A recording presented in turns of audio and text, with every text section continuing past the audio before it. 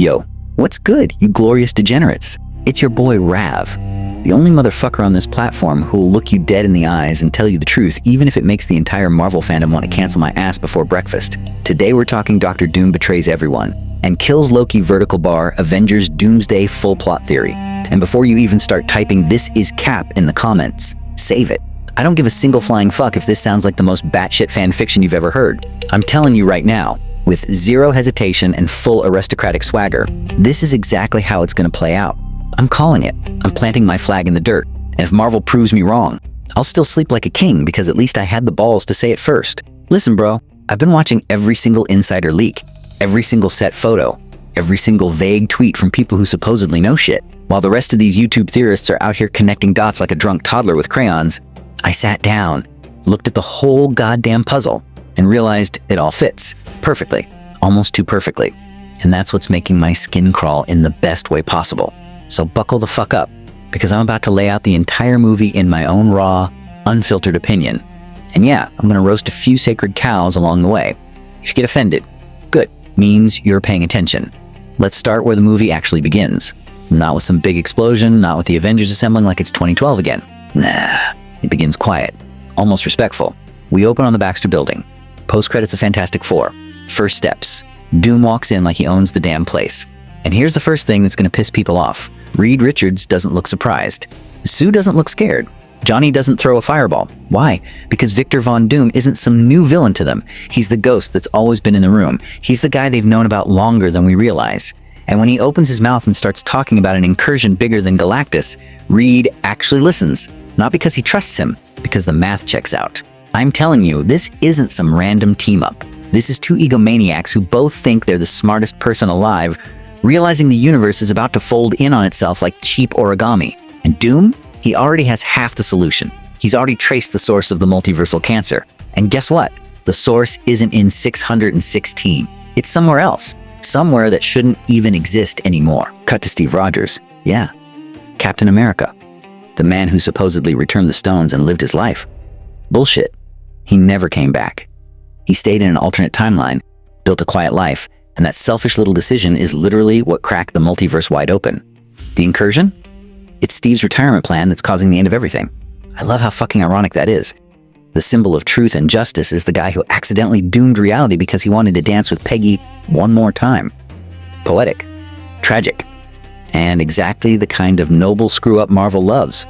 So Fantastic Four, Doom, and his Harbinger squad jump into the ship and head straight for Steve's universe. They find him. They explain.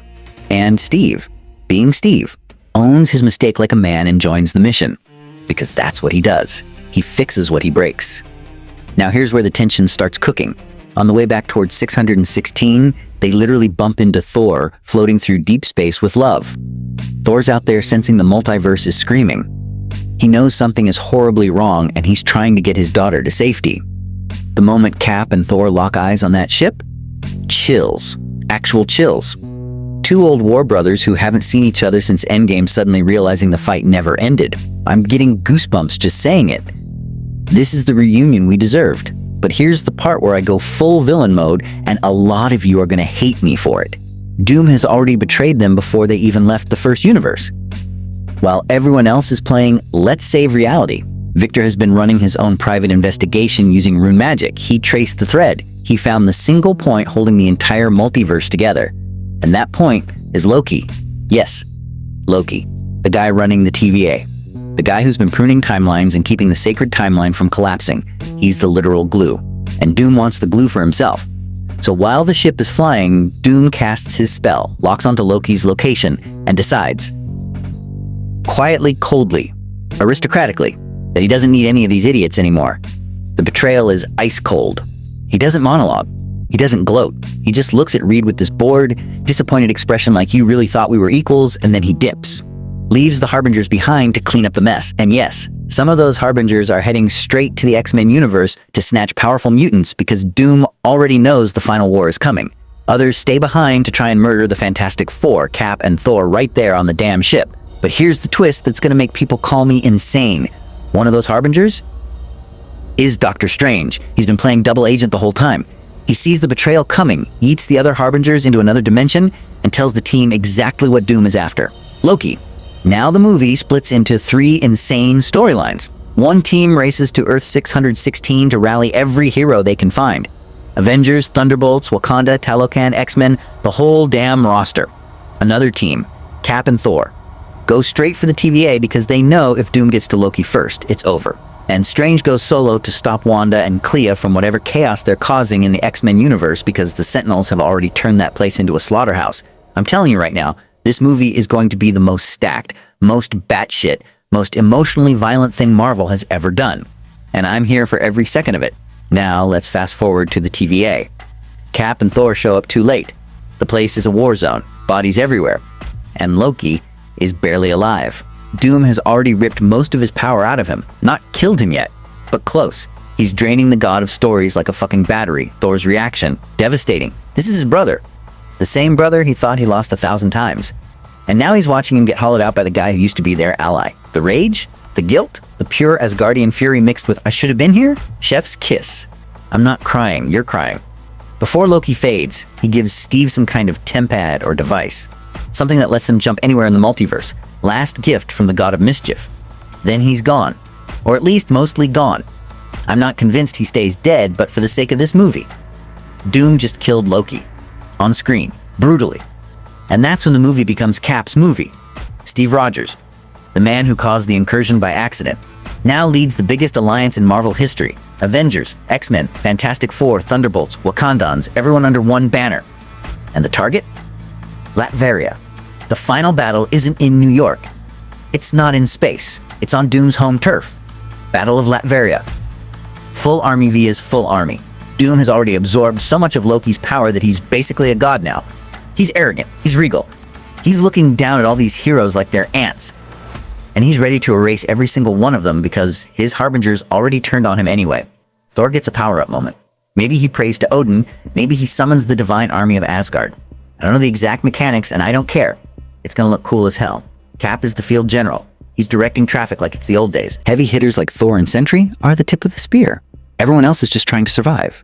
And the whole time, Reed and Doom are having their nerd civil war in the middle of the chaos because that's what those two do. Now here's the part where I get really cocky and a bunch of you are gonna call me delusional. I firmly believe, with my whole chest, that this is the only way all the leaks actually make coherent sense.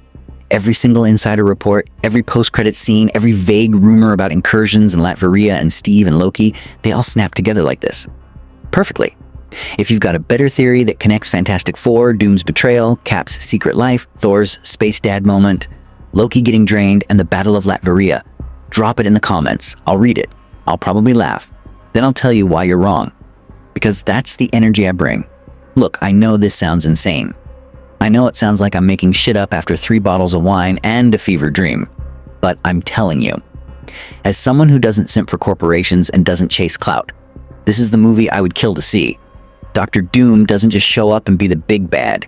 He shows up, plays everyone like a violin, kills one of the most beloved characters in the MCU, and forces the entire multiverse to come together just to stop his arrogant ass. That's not a villain. That's a fucking emperor. And I'm here for the coronation. If you made it this far, you're a real one. Smash the like button if you think I'm onto something. Smash it harder if you think I'm completely full of shit. I respect the honesty. Drop your wildest prediction in the comments. Tell me I'm wrong. Tell me I'm right. Tell me whatever the hell you want. I genuinely don't care. I just want the conversation. This has been Rav. I said what I said. I'll see you in the next one. Until then, stay dangerous.